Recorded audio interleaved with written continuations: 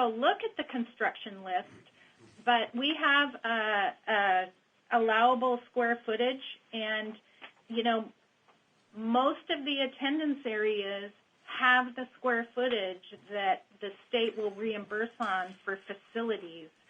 So now is not the greatest time period of new construction for school facilities in Alaska. But things take time to study and to get in place, and so, you know, we're looking for information from this report that the legislature can use to make future decisions. And even though we're built out now, we don't know what the state will look like in 15 years or 25 years. And it takes time. So there's value to this report. Got it. Okay, thank you. Thank you. Do we have any more questions on this? Representative Wilson. Well, it's not a question. I just want to make sure that we put it on record, too. We're not talking about just schools. That the state is, this prototype is also for those municipalities who are going to go in and bond at 70-30. So it's not just, and I think there's some districts, maybe even present, that may be thinking about building schools, you know, sooner than you expect. But it's not just about state schools only. Well, and then with that in mind, it's not just about 70-30 or 60-40 or whatever, but it is about bonding, and it's about how we build our schools and what bang for the buck we get from our schools and from that building. Anything else? Okay, we're going to keep Les on. Next, we have our item number 7, school transportation contracts. And I've gotten messages from those online that are wondering when they get to utilize public comment. It's 3:15. If we can, we'll try our best to start at 5 p.m. So for those online, let's think about 5 p.m. for public testimony, and certainly, you know, we'll try our best to get you all in. So with that, Les, item number 7, school transportation contract updates. Again, Les Morris, Deputy Commissioner for the Department of Education. This is, again, a school finance and facilities issue, so Elizabeth Noodleman will present the school transportation contract update. Okay, Elizabeth. Okay, thank you, Chair Gaddis. In your packages, I've included, it's item 7 on your agenda, pupil transportation. And the cover sheet gives... And Elizabeth, can I get you a little closer to the mic there? I know we've been having you talk and maybe your voice is dwindling, but a little bit louder, please. Okay, so on your cover sheet, I just have a little bit of a background for you and some bulleted points of where we've been with this topic. This started several years ago, and came from Senate Bill 182. At that time, there were increases to pupil transportation, and there was also, as you can see in the bold up at the top on item 7, the legislation added a subsection that the department shall adopt regulations that provide for oversight,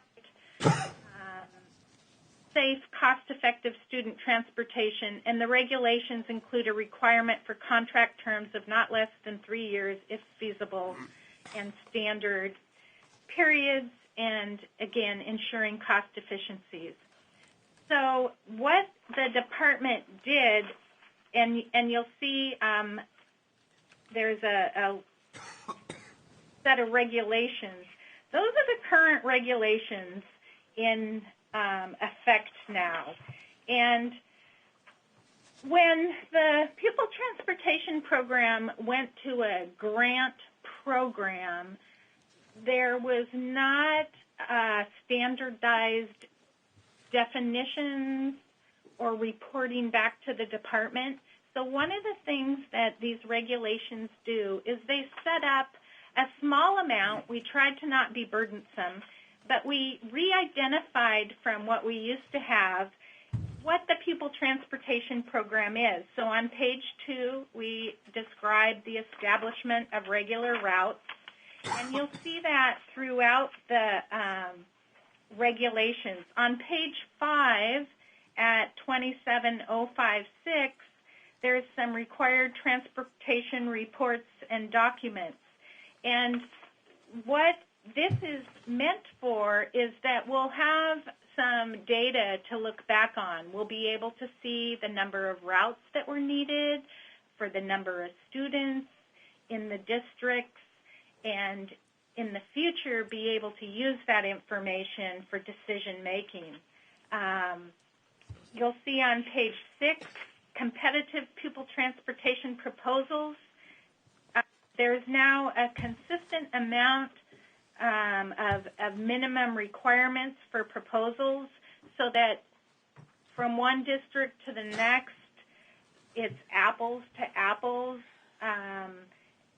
but still leaving room for districts to put in their local control, their issues that are unique to those districts themselves. Page 7 continues requirements for fuel adjustments. There's been discussions at the districts on what the best way is to bid for pupil transportation and how to treat fuel. So some consistencies in those items. On page 8, at item E, you'll see that districts with an average daily membership of 4,500 or more shall work with the department to align, bid, and remain on the same 5-year cycle. And what's happened thus far, you can see on the front there that 3 of the districts, Anchorage, Mat-Su, and Fairbanks, are on the same cycle. And we have had continued discussions with them to keep those 3 districts on the same cycle.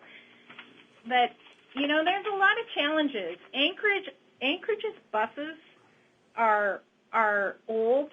They're at their end of the useful life, whereas Mat-Su is still in the first half of their 5-year, or not in the first half, but they signed a 5-year contract and they have all new buses, so they could go out and re-sign for another 5 years, whereas Anchorage, the useful life of those buses, both the ones in the district and the ones that the contractor owns, they are going to need new buses. So there are challenges in dovetailing the market to try to get a competitive bid and a competitive price.